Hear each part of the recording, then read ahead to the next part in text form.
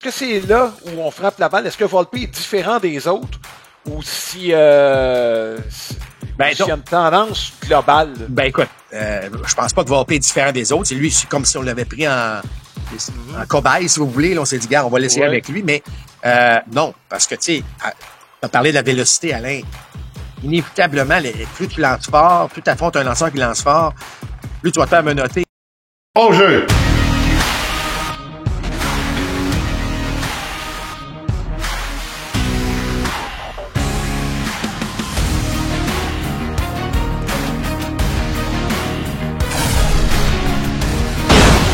Deuxième prise! Compte complet! Le balado Côte complet est présenté par Don Match, à Boucherville et au Saguenay, votre centre d'entraînement et boutique de baseball avec cage de frappeur intérieur et lance-balles. Fier partenaire de votre passion. Voici vos animateurs, Alain Usereau et Mark Griffin. Bienvenue à Compte complet, Alain Usereau et Mark Griffin. On parle évidemment de l'actualité dans le monde du baseball. Aujourd'hui, on va s'attarder au premier week-end de la saison. Quelques observations sur les Blue Jays de Toronto. C'est question aussi de la controverse au Yankee Stadium avec les nouveaux bâtons. Marc va élaborer un petit peu là-dessus, lui qui a pris des informations avec ses contacts. Également, Marc, en parlant avec Édouard Julien au cours de la dernière semaine, va nous parler peut-être d'une nouvelle façon d'évaluer une nouvelle façon. Peut-être, en tout cas, on verra peut-être une façon plus scientifique d'évaluer les frappeurs. Je pense que ça existait déjà, mais peut-être que là, les frappeurs en seront de plus en plus conscients, peut-être les amateurs également. On va élaborer là-dessus tout au long de ce balado. Marc, les Blue Jays, Max Scherzer, je vais être très bref. Es-tu surpris? Non, je pense qu'il n'y a personne de surpris, malheureusement. On connaît le passé pas si lointain de ce Scherzer à ce niveau-là. C'est un gars qui était à risque, évidemment, on le savait chez les Blue Jays.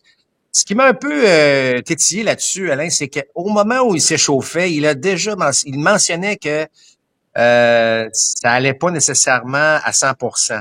Et vous savez, lorsque vous êtes blessé à un endroit, dans ce cas-ci à un pouce, dans le cas de Scherzer, ben on compense ailleurs. Et c'est là souvent que les problèmes commencent véritablement parce que la compensation fait en sorte que soudainement, ben, on va développer un problème. Exemple, si un lanceur a mal à une épaule, on va faire un petit peu plus de coude juste pour compenser. Puis là, ben, c'est les problèmes au coude qui commencent. Alors, j'aurais peut-être aimé ça que même Scherzer dise, écoutez, je veux bien, là, mais je suis pas à 100%. Puis si t'es pas à 100%, Alain, à affronter les meilleurs frappeurs au monde, là, faut se le dire, les frappeurs du baseball majeur, écoute, inévitablement, ça ira pas bien. Là. Et alors, j'aurais aimé ça qu'on prenne un petit peu plus de leadership, que ce soit Scherzer qui l'a mentionné ou même la direction des Jays pour dire, hey, regarde, il est pas à 100%. Ça nous met dans le trou pour ce match précis-là, c'est vrai. Mais peut-être que si on force pas la note, ben Scherzer va peut-être manquer un départ ou deux, puis là, il va revenir. Tandis que là, on l'essaye, ça marche pas, ça fonctionne pas. Est-ce que, bon, on va le perdre pour encore plus longtemps? On ne saura jamais, là, mais encore une fois, je sais qu'il y a des joueurs qui jouent blessés, mais lorsque tu es lanceur, Alain, c'est très difficile de se dire, regarde, on va foncer là-dedans. Donc, c'est pas pour dire que non, on n'est pas surpris. Puis tu sais, Alain, c'est quoi? C'est 32, 33, 35 départs maximum une saison complète là, dans le baseball majeur. Là, si vous êtes un lanceur partant qui saute pas de tour. On se disait moi je disais si c'était une quinzaine de départs, je pense que c'est déjà pas mal bon dans le cas de Scherzer. Certains disent ben ça serait 20 là, qui serait peut-être le total. Puis là ben déjà on sait qu'il va sauter au moins un tour sinon deux. Fait que il faut déjà tester un peu la profondeur des lanceurs partants chez les Blue Jays de Toronto. Mm-hmm. Marc, on s'est parlé après le premier match qu'on a fait dimanche et le constat est à peu près le même, c'est-à-dire on a réussi à arracher 2 victoires aux Orioles de Baltimore malgré le fait qu'on n'a pas joué de la grande balle chez les Blue Jays. Je ne sais pas comment tu le prends. On dit souvent que les bonnes équipes parviennent à gagner même sans leur meilleur. D'autres disent on ne pourra pas soutenir un tel rythme. Quelque chose entre les deux? Bon, écoute, c'est sûr qu'il y avait rien de spectaculaire là si tu regardes en général, mais il y a une excellente sortie de Chris Bassett. Le travail de Jiménez et au bâton et en défense a été excellent. Donc il y a des choses positives, tu sais, on a vu ce que Rodden peut faire, qui a pas l'air fou. Il y a un paquet d'affaires. Donc mais le constat quand même reste assez évident, Alain, selon moi. C'est que là, je surprends personne en disant ça, mais tout tourne autour de Bichette et Guerrero. C'est une équipe qui est bâtie. Je sais qu'on a ajouté Santander, que, on a d'autres joueurs de soutien. Puis quand je dis soutien, là, je parle que on compte pas nécessairement uniquement sur ces joueurs-là. Il faut que tout le monde produise, mais entre autres, il faut que ça tourne autour de Bichette et Guerrero. Et si les autres font le travail, ben là, ça va mener à quelque chose d'encore plus intéressant. Donc, est-ce que Berrios a connu un mauvais départ? Absolument. Est-ce que ça va être de même toute la saison? Absolument pas. Donc, comme les frappeurs vont connaître des mauvais matchs, et à la fin de la journée, sur les 162, il faut que ça tourne autour de ces deux gars-là. Donc, c'est pas si mal, compte tenu du fait que surtout que le premier match, déjà, j'entendais les partisans des Jays paniquer un peu parce qu'on s'était fait varloper par les Orioles dans le premier, alors qu'on a rebondi dans dans tout ça. Alors, ça reste fragile, Alain. Ça reste fragile, mais si tout le monde joue bien, ça va être une très bonne équipe. Mais c'est juste qu'il faut là, c'est vraiment, même si c'est un sport d'équipe individuel, là, il faut vraiment que tout le monde embarque dans le processus pour que les Jays puissent connaître une bonne saison. Ouais, Rodon Wagner, Marc, Wagner semble continuer sur la lancée de l'année passée. C'est quelqu'un qui va être utile à l'équipe. Rodon, ses chiffres, bon, c'est un échantillon très très mince, mais pas l'air surclassé. C'est peut-être ce qu'on peut établir la lumière de ce qu'on a vu au cours de la fin de semaine. Ouais, écoute, il a 25 ans, donc c'est pas là quelqu'un de très très jeune en termes là d'inexpérience. C'est un gars qui a du vécu quand même, mais ce sont ses premiers pas dans le baseball majeur. Moi, j'aurais pas hésité à le mettre premier frappeur, personnellement. C'est le rôle qui va jouer, c'est-à-dire qu'il se rend sur les buts. Il est pas mal plus rapide qu'il en a l'air, soit dit en passant, sans être une gazelle. Là. Mais moi, je trouve que la formation des Blue Jays avec Bichette 2 et Guerrero 3 serait encore meilleur. Tu sais, serait encore meilleur. Puis là, tu descends un petit peu tout le monde. Ça fait un milieu de formation qui est encore plus, tu sais, qui pourrait produire davantage. Bon, là, c'est le baseball majeur. Ce ne serait pas un rôle évident, mais il me semble être le gars que si tu le trempes là, dans quelque chose d'important, dans un rôle important, il pourrait éclore rapidement. C'est une opinion qui est très personnelle. Là. Il y en a qui peuvent s'écrouler. Mais tu sais, en le mettant dans le bas la formation, comme 9e frappeur, là, tu vas me dire c'est le 2e premier frappeur. Puis effectivement, c'est souvent le cas lorsqu'on place un gars au 9e rang. Là, mais je sais pas. Moi, j'aimerais qu'on lui donne un rôle plus important. Puis lorsque Bichette ou Guerrero se présentent au bâton, il y a un coureur sur les buts, ben c'est là qu'on peut faire un peu plus de dommages. Est-ce que ça ne met pas en lumière les ennuis aussi au monticule des Orioles? On sait qu'on n'a pas Rodriguez. Il y a quelques blessés déjà. Les Orioles, de leur côté, peuvent dire on a gagné 2 sur 4 sur la route, ce qui est quand même pas mauvais du tout. Mais il va falloir frapper. Ben, c'est là que tu vois que Gunnar Anderson est un joueur important dans cette équipe. Il n'était évidemment pas là. Lui, il apporte beaucoup à cette équipe en attaque. Effectivement, la compensation des petits problèmes qu'on peut avoir ou des défis qu'on peut avoir au monticule, ça passe par l'attaque. Il faut produire. Il faut produire comme on le fait dans une coupe de match là, dans cette série-là, surtout le premier, là, où des gars comme Rutschman sont partis, puis c'est correct, c'est parfait. Mais faut frapper, puis c'est là que la force de l'équipe se retrouve. Là. Oui, effectivement.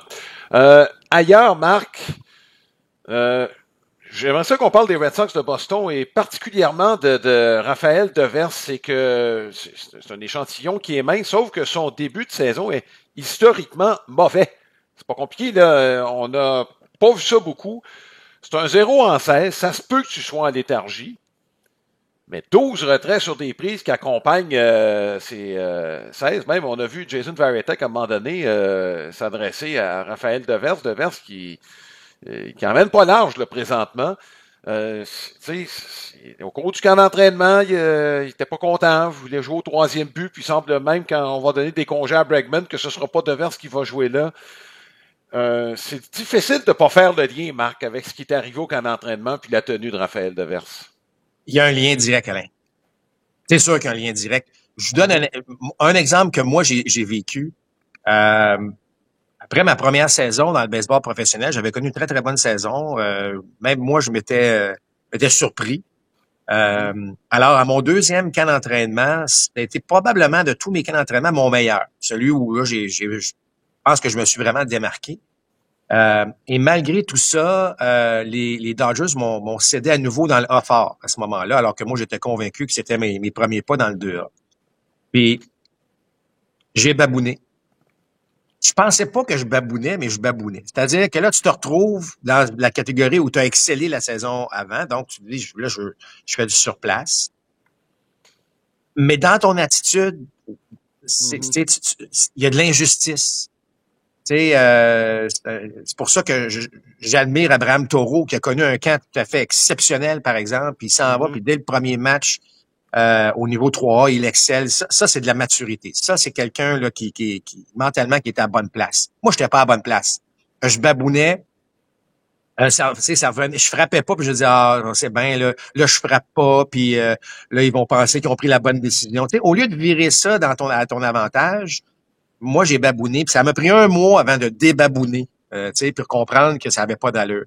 Mais j'avais pas l'impression, c'est plus tard que j'ai réalisé ça. T'sais, j'avais pas l'impression que je m'en faisais tant que ça, mais oui, je m'en faisais tant que ça, puis ça me restait en moi. Fait que, ce que je veux dire, c'est que j'ai l'impression qu'il y a un peu de ça avec Devers. Alain, c'est pas un frappeur. 0-16, ça va arriver à tout le monde. Mais le 12 retraits sur des prises, c'est que là, tu as des élans dans le vide, tu touches même pas la balle. Des 0-16, tu peux avoir frappé 6 balles sur le nez en flèche dans les mains d'un joueur. Là. Ça va arriver. Et là, écoute, c'est même pas proche dans son cas. Là. C'est des retraits sur des prises, c'est des présences non compétitives là, de la part de Devers. Fait que ça, c'est un aspect mental. Peu importe l'âge ou l'expérience qu'il y a dans le baseball majeur, depuis qu'il est dans le baseball majeur, il y a du succès. Il joue régulièrement au 3e. Fait que c'est anormal ce qui se passe présentement. Il est convaincu qu'il y a un lien à faire, mais il va pouvoir retrouver ses esprits à un moment donné. C'est sûr qu'on aimerait ça plus tôt que tard, mais c'est sûr qu'il y a un lien, Alain. Je vois pas autre chose dans ce cas-là, parce que on le connaît, Devers, c'est un gars qui produit, là. Il a produit toute sa carrière, là. Alors là, c'est... puis les retraites sur des prises, ça vient aussi avec, là, mais là, c'est exceptionnellement mauvais, puis c'est dans sa tête que ça se passe présentement. Donc, c'est à lui de faire un petit peu le vide, puis de reprendre un peu ses affaires, puis de comprendre que il est un rouage important de l'équipe, puis que les Red Sox ont besoin de lui cette année. Oui, écoute, un petit mot, Marc, sur la fin de semaine de Weller Abreu. En fait, il était tellement bon que dimanche, les Rangers ont décidé de pas lui lancer. En fait, 3 buts sur balle, puis la seule présence officielle qu'il y a eu un coup sûr. Ce gars-là, Marc, je pense que c'est la même chose pour toi. Dès ses premiers pas dans le baseball majeur, on a trouvé que ce gars-là avait sa place. C'est pas compliqué, là. Puis, tu sais, déjà un Gandor à sa première année complète. J'ai hâte de voir, moi, le plafond de ce gars-là. Je pense qu'il y a encore de la place pour... en fait, il est en train de le montrer, là. Ben, moi, j'ai pas placé les Red Sox en tête de la division pour rien, là. Je regarde, tu sais, t'as Duran au champ centre, aussi, je pense qu'il peut être encore meilleur que ce qu'il a démontré. Il y a beaucoup de bons joueurs, d'athlètes dans cette équipe-là. Les jeunes qui arrivent, tu sais, je veux dire, c'est une bonne équipe. Puis je suis content de voir Abreu. Je veux dire, il a toujours été ce frappeur-là. Là, tu sais, je veux dire, la balle, elle explose de son bâton. C'est pas mêlant. Donc, je comprends les Rangers d'avoir lâché de la sorte. Mais là, c'est juste qu'il faut accumuler quelques victoires. Puis il faut... Tu sais, les Red Sox, même s'ils ont une bonne équipe, on fait pas exception. Il faut que des gars comme Devers produisent. De 1 à 9, il faut que tu aies une production. Puis c'est un début de saison. Ça n'a pas été la série souhaitée contre les Rangers, mais... Je veux dire, là, on va réévaluer tout ça là, à la fin du mois d'avril, après un mois, là, mais moi, je suis pas inquiet pour les Red Sox du tout. Là. Ce sera intéressant à voir de ce côté. C'est temps de la carte de baseball de la semaine. C'est une présentation de Carte Trait d'Union. Dépôt.ca, c'est votre détaillant de cartes sportives et non sportives avec plus de 60 000 articles, dis-je bien, en vente sur eBay et une cote de satisfaction absolument parfaite de 100%.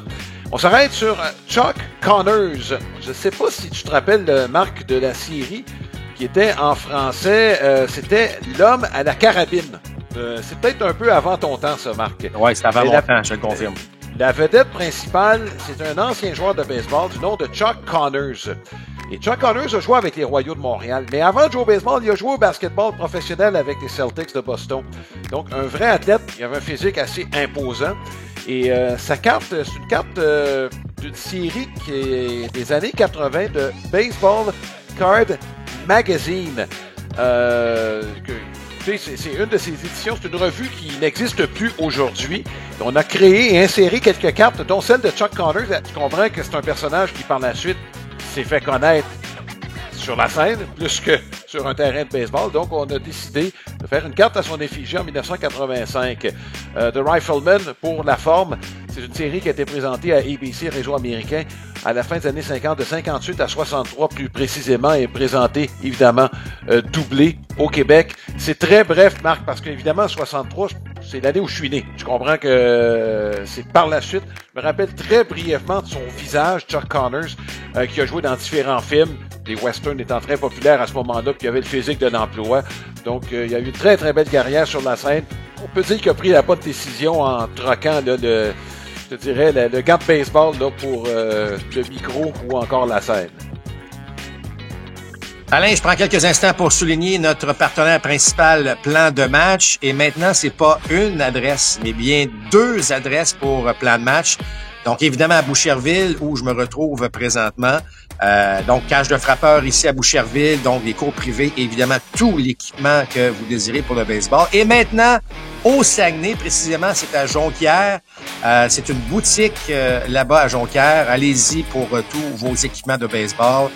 Donc, Plan de match. Allez sur leur boutique en ligne également, si vous désirez. Donc, on remercie grandement Plan de match qui se retrouve maintenant à 2 endroits au Québec. Maintenant, pour avoir tous les renseignements sur notre balado, visitez notre site Internet, www.comptecomplet.com. On a notre page Facebook également, notre chaîne YouTube. Alors, on est partout. Venez nous retrouver. Ça va nous faire plaisir. Bon, en fin de semaine, Marc, les Yankees se sont payés la traite avec 15 coups de circuit contre les Brewers de Milwaukee. Ça, c'est en 3 matchs.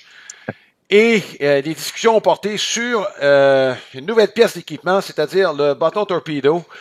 Et tu as fait quelques appels, jeté un petit coup d'œil un petit peu de ce qui se passait. Tu vas nous expliquer c'est quoi là, ce nouveau bâton. Est-ce qu'on a ajouté de la dynamite là-dedans? Est-ce qu'il y a du liège, des Super Bowls? Bref, explique-nous un peu de c'est quoi exactement ces bâtons. Ouais. Alors, écoutez, ce sont des analystes, si vous voulez, là, des Yankees de New York. Et c'est surtout Anthony Volpe qui a été utilisé là, comme exemple, si vous voulez. Alors que, vous savez, maintenant, on est capable de mesurer l'endroit où la balle, le contact s'est fait sur le bâton. On est rendu là. Et là, on réalisait que Volpe frappait la balle. Puis là, je vais essayer de vous donner un petit exemple. Là, ça, c'est un bâton de baseball. Fait que ça, ici, c'est le baril. OK? Ça, c'est la grosseur du baril, là, c'est ce qui se retrouve entre mes mains actuellement. Mais là, dans le cas de Volpe, là, si vous voyez ici le logo, là, Volpe, ses contacts se faisaient beaucoup plus ici. Alors, lorsqu'on fait contact ici, par rapport à ici, la balle va un petit peu moins loin. La balle va un petit peu moins loin. C'est pas le baril exactement. Tu briseras pas ton bâton si tu frappes la balle ici. Mais la balle va aller moins loin. Alors, on réalisait que les balles, donc, Volpe, ses contacts, il y en avait plusieurs là. Alors, ce qu'on a fait, dans le fond, c'est que le baril, c'est comme si on l'a extensionné jusqu'au logo. Là. Alors qu'on a comme éliminé, si vous voulez, c'est que la partie, là, vraiment le bout du bâton ici, est redevenu un petit peu plus mince. Donc, le baril se retrouve pratiquement entre mes mains présentement. Donc, c'est beaucoup plus long, si vous voulez. Il y a beaucoup plus d'espace au niveau d'un gros baril. Et la circonférence peut pas dépasser, si je m'abuse, là, c'est 2,6. Alors, on peut pas dépasser 2,6. Ce qui rend le bâton donc légal. Et là, on a testé ça. Un des joueurs qui a pris la peine de le tester davantage, c'est Giancarlo Stanton. Alors, Stanton s'est entraîné à la fin de la saison dernière et durant l'hiver. Et là, on a appris que Stanton est blessé aux 2 coudes. Et semble-t-il que Stanton a mentionné que c'est peut-être une des raisons derrière ses blessures, c'est l'utilisation de ce bâton-là parce que le poids est évidemment réparti de façon un peu différente, Alain. Tu comprendras là que il y a 1001 modèles. Il y a des modèles où le poids est vraiment axé sur le bout du bâton. Parfois, c'est plus vers le milieu. Il y a des manches qui sont minces, qui sont plus larges. Bon, il y a une multitude de... Mais dans ce cas-ci, c'est sûrement, là, je l'ai pas testé encore, mais c'est sûrement différent comme sensation. De là à ce que ça soit la raison pour les blessures à Stanton, comme m'a dit quelqu'un, Stanton peut se blesser en regardant une série sur Crave. Là. Fait que faut faire attention dans le cas de Stanton. Mais ce que je veux dire, c'est que on a testé ça. Là, les joueurs des Yankees, évidemment, depuis l'hiver et là, aucun entraînement, on a commencé à tester ces bâtons-là. Et là, tu regardes le résultat, c'est tout à fait fantastique. Là, tu t'as parlé des 15 coups de circuit, mais on a frappé la balle d'aplomb. Et la majorité des joueurs des Yankees l'utilisent maintenant. Alors, ce n'est pas illégal, ça a été approuvé par le baseball majeur. Et pour avoir parlé à des gens qui fabriquent des bâtons, il y a plusieurs commandes là, présentement, de d'autres équipes aussi. Donc, c'est un bâton qui pourrait être utilisé par tout le monde, mais ça prend quand même un certain temps avant de pouvoir l'utiliser. Il y a une habitude à créer. Semble-t-il que c'est pas du tout la même sensation. Donc, c'est pour ça qu'on voit pas tant de joueurs ailleurs l'utiliser. Donc, les Yankees ont eu, disons, cette avancée, et là, ils en ont profité là, dès le départ. Alors, pour l'instant, le baseball majeur accepte tout ça. On verra la suite des choses si ça produit vraiment des points d'avantage pour les autres qui vont éventuellement l'utiliser. Mais c'est un petit peu l'histoire derrière ça. Et là, semble-t-il que la personne qui a développé ce concept-là chez les Yankees n'est plus à l'emploi des Yankees et se retrouverait avec les Marlins présentement. Donc, ça, c'est une autre information à souligner. Mais est-ce que c'est la première fois, Alain, que l'équipement au baseball est modifié à un point tel que ça change les données? Et je m'explique rapidement. Vous savez qu'à cette heure, que ce soit au tennis, au golf, je veux dire, l'équipement a complètement changé. Les bourrins ou en fait les drivers au golf, là, c'est différent. Même les balles sont différentes, les tiges sont différentes. C'est la même chose pour les sports de raquettes. La technologie a fait en sorte que les joueurs peuvent être encore meilleurs. Mais au baseball, à part avoir ajouté de l'érable à un certain moment donné, là, on est resté toujours dans l'essence du bois où c'est du bois, puis c'est une balle en cuir, puis les gants sont... Il y a certains types de cuir différents, mais l'équipement n'a jamais été différent. Et là, on sort vraiment de l'ordinaire parce que vous allez voir, là j'en ai pas, mais il y a des images là, sur Internet. Là, le bâton est vraiment différent. Là. Le look est différent. Alors, on verra pour la suite des choses, mais ça, ce qui est certain, c'est que là, les Yankees ont passé tout un message. Et là, évidemment, tu comprends que ça a piqué la curiosité d'à peu près tout le monde dans l'industrie. Alors, tout le monde est là-dessus présentement, puis on essaie de voir qu'est-ce que ça va donner. Puis je suis convaincu que le commissaire te dit, voilà peut-être une solution pour avoir plus d'attaques. Parce que c'est ce qu'on recherche souvent dans le baseball, c'est d'aller chercher des matchs où l'attaque est un petit peu plus mise en valeur. Écoute, il y en a de l'attaque, Marc. Le problème, c'est de la façon dont l'attaque est générée. Il y a moins de balles en jeu. Il est là le problème. Puis, si on continue dans cette tendance-là, Marc, on va rechercher encore plus de lanceurs qui vont manquer de bâtons plutôt que des déséquilibrés. Moi, je pense qu'on va accélérer la tendance qui existe déjà, c'est-à-dire d'aller chercher des lanceurs qui lancent fort. C'est ça que ça va faire. Ouais, là. mais attention, Alain, parce que plus tu lances fort, plus la balle va loin. Là. C'est-à-dire que là, tu as juste à mettre le fameux baril sur la balle. Fait que tu as raison, mais en même temps, tu sais, un changement de vitesse, tu peux être déjoué, tu vas me dire que tu peux frapper une balle plus loin, mais ça peut devenir aussi efficace. En tout cas, c'est intéressant parce que là, on entre dans une nouvelle ère où là, il y a des changements importants au niveau de l'équipement, puis là, c'est le fun d'analyser ce qui va se passer dans les prochaines semaines.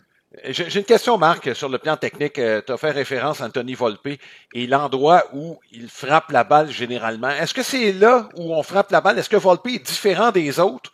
Ou si... s'il y a une tendance globale? Écoute, je pense pas que Volpe est différent des autres. C'est comme si on l'avait pris en cobaye, si vous voulez. Là, on s'est dit, gars, on va l'essayer avec lui. Mais non, parce que, tu sais, tu as parlé de la vélocité, Alain.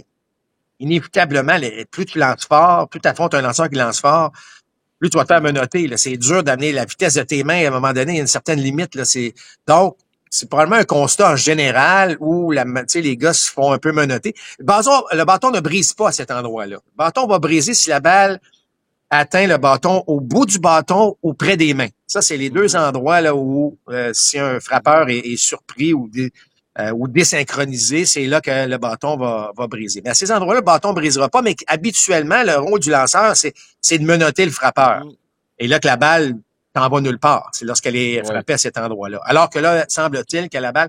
Puis, on a vu un des circuits de Jazz Chisholm au cours du week-end dernier. On l'a très, très bien vu au ralenti. C'est pas une balle qui a été sur le baril original, si vous voulez. Ça a été sur le nouveau baril. Et la balle a quand même franchi plus de 375 pieds. Alors, Ça a été c'est un constat là, que c'est quelque chose qui peut faire la différence. Ouais. Écoute, Marc, je ne sais pas si on va retrouver des extrêmes. Puis là, quand je parle d'extrêmes, j'ai Heine Gros en tête. Je ne sais pas si ça dit quelque chose, ce nom-là, mais son bâton est au temple de la renommée. Et le bâton qu'il avait, Marc, c'est le thème qu'on avait, c'est le bâton bouteille. Tu te rappelles de ça? Heine Gros était un des derniers à frapper avec ça. Il était un très bon frappeur à son époque. Tu ne généreras pas beaucoup de puissance avec un bâton comme celui-là, je pense, en tout cas, dépendant. Mais est-ce que c'est illusoire de penser qu'un bâton pourrait avoir cette forme-là avec les frappeurs d'aujourd'hui, Marc? Écoute, tu sais, je veux dire, tu regardes la forme de du torpedo, là, c'est assez unique, là. Bon. Mais là, si on découvre que ça fait une différence, ben là, on va poursuivre les recherches pour d'autres choses. Faut pas dépasser, c'est la circonférence. À un moment donné, tu peux pas, tu peux pas avec un tronc d'arbre au bâton, là, puis dire, ben là, moi, je frappe avec ça, là. Même si mais, tu sais, des bâtons différents, là, il y en avait déjà beaucoup, mais c'était surtout au niveau du manche. Il y en avait qui avaient pas de petite paume au bout, il y en avait qui c'était plus large, puis, il y en avait qui ont essayé même de mettre, ça ressemblait à une roulette de tape, là, si vous voulez, là, au bout du bas. Tu sais, on a essayé un paquet de choses, mais c'était surtout au niveau du manche. Alors là, c'est comme une des rares fois où on touche le baril. Et tu sais, je disais qu'il y a multiples modèles. Il y a des modèles où, effectivement, tu as l'impression que le baril est un petit peu plus plus long, mais ça part du bout du bâton, vraiment. Mais souvent aussi, c'est les bâtons sont très différents, mais à quelque part, sont presque pareils. Alors que, tandis que ce modèle-là, ben, de toute évidence, là, est en train de changer la donne.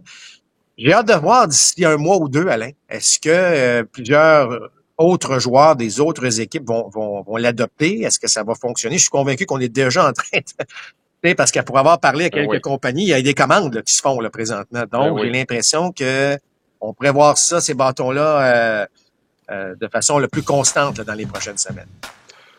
Écoute, ça nous amène ça à notre segment de la question de la semaine. Toute cette question autour de la technologie, l'ingénierie, j'ajouterais même la question qui est présentée par Sylmar Autoville. C'est votre détaillant pour les pneus de voitures et de camions classiques et antiques.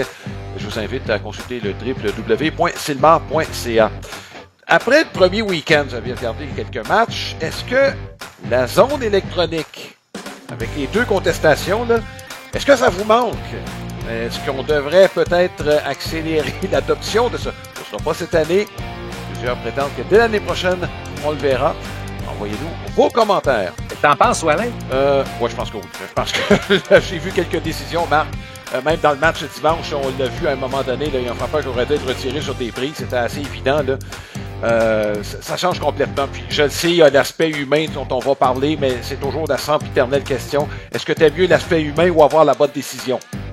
Ça revient à ça, Marc. C'est pas toi ce que tu en penses, là, mais je pense que t'aimes mieux avoir la bonne décision là, comme frappeur. Ben, moi, je trouve, tu sais, puis là, je sais qu'il y a des gens qui disent, ben, c'est tout un ou tout l'autre, là, mais moi, je trouve que ça ajoute un petit peu, de croustillant au match. Oui, absolument. Et le moment où tu demandes la contestation, si jamais t'en perds une contestation, là, il t'en reste une, faut qu'elle soit stratégique, faut pas que tu sois égoïste. Est-ce que c'est le lanceur, est-ce que c'est le receveur qui le demande, le frappeur? Bon, moi, je trouve que ça ajoute un petit peu de piquant, puis j'haïs pas ça, tu sais. Oui, c'est effectivement, c'est une, je pense, c'est une formule hybride là, qu'on a adoptée plutôt que l'ensemble de garder la zone électronique au complet. Je pense que c'est quelque chose d'intéressant. Il y a même une stratégie dans la façon de l'utiliser. Bref, moi j'ai hâte en tout cas qu'on soit rendu là. On vous invite à vous à communiquer avec nous, à émettre vos commentaires. Vous pouvez aller sur notre page Facebook, facebook.com/compte complet balado, ou directement, vous pouvez aller sur notre site internet comptecomplet.com. C'est le segment maintenant au cercle d'attente qui est présenté par Baseball Bob. Allez sur le site internet www.baseballbob.ca. Notre ami Bob McDuff, auteur de livres avec des histoires passionnantes pour les jeunes sur le baseball. On vous invite aussi à la lecture. Écoute, on perd rien, absolument, même qu'on gagne beaucoup à apprendre plein de choses avec la lecture. Et comme on le mentionne à chaque semaine, la littérature baseball qui s'amplifie chaque année. Donc, on vous invite très fortement à vous initier à la lecture. Pour les jeunes, pourquoi pas aller voir les œuvres de notre ami Bob McDuff à baseballbob.ca. Et notre portrait aujourd'hui, c'est Tarik Skubal, le vainqueur du dernier trophée Cy Young. Il a en fait gagné la triple couronne des lanceurs l'année passée. Meilleur moyen de points mérités, plus grand nombre de victoires, le plus grand nombre de retraits sur des prises. Une histoire peu commune, celle-là. Marc, il vient de l'Arizona, mais il vient pas d'un grand centre. Donc, très peu recruté. Et au niveau universitaire, il s'est retrouvé à l'Université de Seattle. C'est pas, Marc, c'est pas une université d'où on recrute beaucoup. Ça n'a rien à voir avec Vanderbilt, par exemple. Ou d'autres universités là, qui ont une plus grande tradition, a eu des problèmes au bras, l'opération Tommy John, Marc, alors qu'il était à l'université, de sorte que les Tigers de Détroit ont eu une aubaine. On a été capable de l'avoir au 9e tour au repêchage. Et finalement, Marc s'est élevé comme étant, évidemment, l'année passée, le meilleur lanceur de la Ligue américaine. C'est toute une histoire que la sienne. Ça signifie que d'avoir des bonnes connexions quand tu es recruteur, c'est aussi important que, que de suivre le gars qui est à Vanderbilt et les 30 équipes savent si. C'est pas lui qui peut-être qui fait en sorte que tu vas te faire un nom comme recruteur. Ben, écoute, c'est toujours le rêve de... Ben, le rêve. En tout cas, c'est certainement un défi pour les dépisteurs de, justement, de nicher ce joueur qui est parfois, justement, pas des endroits, là, Ouais. On retrouve des lanceurs à l'habitude. Puis même si maintenant, bon, tu sais, c'est rare qu'avec toute la technologie, justement, on connaît à peu près tout le monde au pays mais c'est le fun quand même de trouver ce joueur-là dans ce cas-ci. Je sais pas si tu connais l'histoire, mais tu sais que Skubal a offert un petit cadeau à son receveur l'année passée, Jake Rogers. Ouais. Et lui a Alors, il va faire une belle montre et à l'arrière de la montre, c'est vraiment inscrit là, toutes les... Bon, tu as parlé de la triple couronne. Ouais. Fait que, tu sais, les receveurs n'obtiennent pas beaucoup de crédit. Et puis Skubal, évidemment, c'est lui qui lance la balle, mais la synergie, l'attitude parfois, tu sais, le temps d'arrêt là, pour du receveur qui dit « Hey, écoute, là, réveille-toi, là. » Tu sais, il y a des choses comme ça. Le receveur est tellement... Écoute, il reçoit pas assez de crédit pour ce genre de succès-là. Et je trouve ça le fun que Tarik Skubal, lui, le savait, puis évidemment, il a gâté son receveur, mais ça reste que Skubal a réalisé l'année dernière, c'est tout à fait, tu sais, dans le baseball moderne, c'est vraiment excellent. Puis là, bien évidemment, là, tu l'as réalisé, fait que tu comprends que les attentes sont maintenant extrêmement élevées pour la prochaine saison. Oui. Tu sais, les Diamondbacks l'avaient repêché, Marc, au 29e tour. Le problème, c'est qu'il n'avait pas lancé cette année-là. Donc, on attendait peut-être voir qu'est-ce qui était pour arriver avec lui. Il est revenu, il n'avait pas été aussi bon que lors de ses 2 premières années, mais écoute, il y a quelqu'un là à Détroit qui l'aimait assez pour prendre une chance avec lui. Puis regarde, on s'en frotte les mains aujourd'hui. Et juste un dernier point, Rogers a été le receveur pour chacun de ses départs en 2024.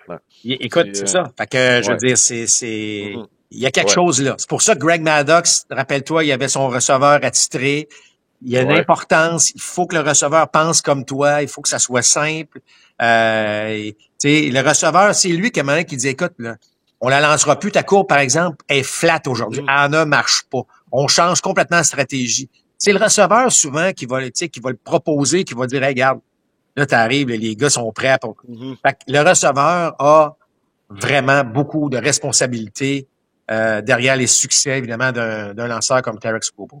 Oui, puis quand Dennis Martinez a lancé son match parfait, Marc, c'était Ron Hassey qui était le receveur, là, et Hassey a été son receveur attitré cette année-là. Hassey, c'était la seule saison de sa carrière avec les Expos, mais c'est lui qui était attitré pour les départs de Dennis Martinez. Marc, tu as eu l'occasion de parler à Édouard Julien au cours de la semaine, de la dernière semaine, lui qui s'est taillé un poste avec les Twins du Minnesota à l'issue d'un très bon camp d'entraînement. C'était une année, Marc, qui était difficile pour Édouard Julien. C'était difficile, évidemment, au bâton. Ça a été difficile. Ça lui a même valu un petit séjour là, de l'autre côté du pont, à Saint-Paul, Minneapolis. Saint-Paul, qui est la filiale 3A de Minneapolis là, pour la forme. Un peu mélangé, Édouard Julien. Donc, raconte-nous un peu ce que tu as retenu là, des propos que Julien là, a énoncés lors de ton entretien avec lui. Oui, ben je vais vous résumer ça, mais c'était un bel entretien avec Édouard et c'est que on va commencer par le changement d'instructeur de frappeur. On en a déjà parlé, Alain, il y a eu un changement dans l'organisation des Twins. Et ce que Edouard a apprécié, évidemment, c'est que un nouvel instructeur des frappeurs, s'est déplacé à Québec durant l'hiver. D'aller voir directement Édouard Julien.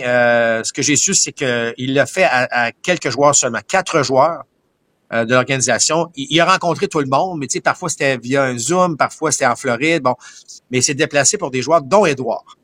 Et Édouard a beaucoup apprécié, et ce qu'il a surtout apprécié, c'est que les conseils qui viennent de l'instructeur des frappeurs, c'était surtout dans sa préparation, son approche.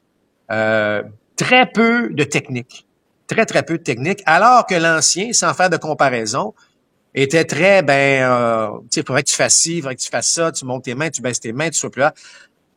Et je pense que c'est là qu'Edouard s'est retrouvé un peu plus mélangé. Puis je le comprends, là, tu sais, c'est qu'une fois que la saison commence, les modifications là, sont difficiles à réaliser, tu sais. Alors que l'état d'esprit dans lequel tu te retrouves, c'est là que c'est important. Et là, Edouard a beaucoup apprécié ça. Et il n'a pas connu un bon camp d'entraînement pour rien non plus. Je pense que son approche en arrivant au bâton était pas mal meilleure à ce niveau-là, ce qui a fait la différence. Mais ce qui m'a le plus, je dirais pas surpris, là, mais qui m'a intéressé davantage à la discussion que j'ai eue, j'ai demandé à Edouard, est-ce que tu apprécies les nouvelles données, les statistiques avancées? Là, parce qu'on sait que on peut, si t'en veux, on va t'en donner. Tu comprends? Il y en a, et il y en a, il y en a. Et il a dit, écoute, à ma première saison, je voulais rien savoir.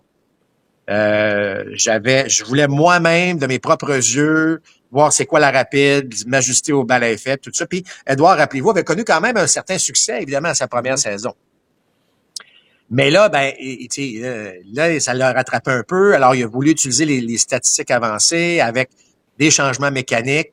Ça n'a pas vraiment donné les résultats. Tu as parlé de sa saison l'année dernière.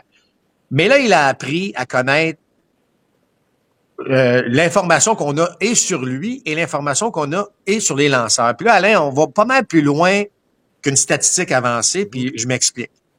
On a donné comme exemple le lanceur partant des Cards contre les Twins dans le premier match, c'était Sonny Gray. Et là, on apprend, Edouard me fait mention, que, par exemple, sur la courbe de Sonny Gray, combiné à l'élan d'Edouard Julien, statistiquement, il n'y aura pas beaucoup de succès contre ce tir-là. Là, moi, j'ai demandé, OK, mais comment tu peux amener ça? Tu sais, comment tu peux aller affronter un lanceur comme ça dans un esprit positif en sachant que si tu lances une courbe, tu n'as aucune chance. Tu sais, c'est un peu ça, là. Et il a dit, non, au contraire. Il dit oui, tu as 2 façons de le voir. Mais l'autre façon, c'est maintenant, Alain, avec les fameux lance-balles, on peut imiter les balles à effet des lanceurs. Alors, Edouard, il dit, au contraire, je m'en vais m'entraîner, je mets le lance-balle qui va me donner la courbe de Sonny Gray, puis je vais en frapper, puis je vais en frapper, puis je vais en frapper, puis je vais en frapper, pour que si j'arrive dans le match, il le sait, le Sonny Gray, que sa courbe contre Édouard Julien, ça fonctionne. Donc, il va probablement la lancer. Alors, il vire ça de son bord à son avantage en disant, là, je l'ai tellement frappé que je vais prouver que je suis capable de la frapper. Mm-hmm. Et là, c'est là qu'il vient et qu'il m'explique que ce qui est important pour lui, on n'a même pas parlé de statistiques, là. Je parle pas de 3 coups sûrs en 10, là. Ce qu'il me dit, c'est que l'important, c'est qu'il prouve qu'il fasse bon contact avec tous les différents lancers. Parce que la statistique le dit, là, que par exemple, sur, je vais dire n'importe quoi, là, mais sur la rapide haute, il y a de la misère. Fait Edouard, son objectif, c'est de prouver que sur la rapide haute, il est capable de faire bon contact. Je parle pas d'un coup sûr, je parle d'un bon contact. Mm-hmm. Alors, le défi pour les frappeurs aujourd'hui, ça l'a toujours été, tu veux faire bon contact, puis les bons contacts vont résulter en coup sûr, mais donc, lui, là, c'est qu'il veut prouver que la statistique, exemple, la courbe de Sonny Gray, que c'est plus vrai. Il va falloir va falloir fouiller davantage pour ça. Alors, les frappeurs arrivent dans un état d'esprit où ils connaissent leurs faiblesses vis-à-vis un certain lanceur. Ils essaient de prouver que ça n'a pas changé tant que ça au point où ce que je veux dire, Alain, c'est que, par exemple, moi, là, j'avais un peu de misère sur les changements de vitesse, puis il y a des gars qui abusaient de ça contre moi, jusqu'à temps qu'à un moment donné, j'en frappe 2-3 dans l'allée, puis que là, ils disent, OK, il a fait cet ajustement. Sauf que là, on le sait plus. On est capable de le savoir davantage. Tu sais, on est capable de combiner que l'élan d'un frappeur, contre un certain tir, il connaîtra jamais de succès. Fait qu'il faut que tu trouves le moyen de t'ajuster à ça. Parce que les deux connaissent l'information, et lanceur et frappeur.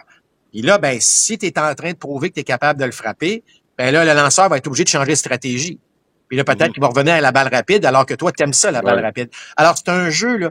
Écoute, on peut se perdre là-dedans, Alain, là, de façon incroyable. Mais j'ai trouvé ça super qu'Edouard s'ouvre sur ce style qui est la réalité des joueurs de baseball aujourd'hui. Tu sais, souvent, à l'époque, c'était l'œil. Moi, je vais l'affronter, je vais l'observer, je vais voir ses défauts, je vais être capable d'observer. C'est encore vrai aujourd'hui, mais appuyé par un paquet de données qui fait que on se retrouve dans ces situations-là. Donc, mais ce qui est important de comprendre, c'est qu'il faut pas se perdre là-dedans. Parce que c'est très facile d'aller se perdre dans toutes ces données-là. Alors que ce que le nouvel instructeur des frappeurs dit, c'est qu'il faut que tu arrives dans un état d'esprit qui est libre. En anglais, l'expression, c'est clear your mind. Tu sais, c'est quand tu arrives, là, puis c'est toi puis la balle.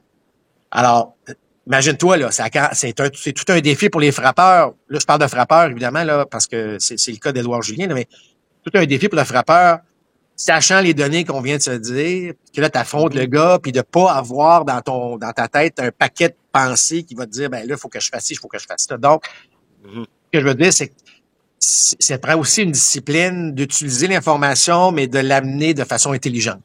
Oui.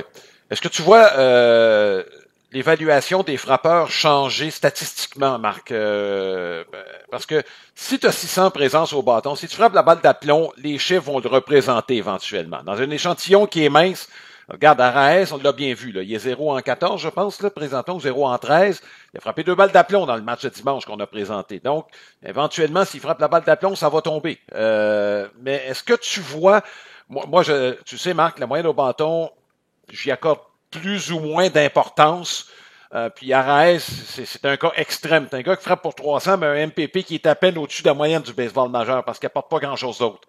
Mais c'est ça. Je sais que c'est différent d'un frappeur à l'autre, mais est-ce que tu vois un changement éventuellement toi, dans l'évaluation? Je vois le changement dans l'évaluation au niveau de l'équipe. Tu sais, au niveau là, des organisations. Parce que tu sais, regarde, Devers c'est 0 en 16.